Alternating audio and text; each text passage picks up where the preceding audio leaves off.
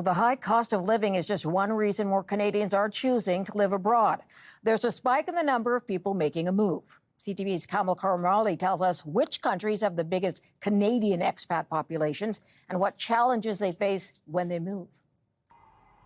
More and more Canadians are waving goodbye to their homeland. For the size of our population, there's a huge amount of Canadians kind of no matter where I go. And moving abroad, uprooting for reasons including housing and healthcare. I've been priced out of my own country.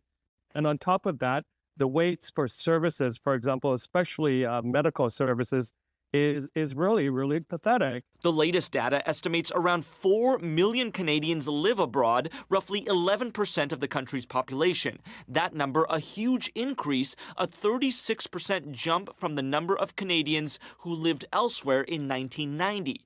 More than 1 million Canadians, that's over 1/3, live in the U.S., with 300,000 in Hong Kong and more than 70,000 in the United Kingdom. It's much more difficult to climb up in Canada than it is in the United States. Greg Luz moved to California and hasn't looked back. Do you feel forgotten? Yeah. And I wasn't really worried about it. It didn't affect me in any way.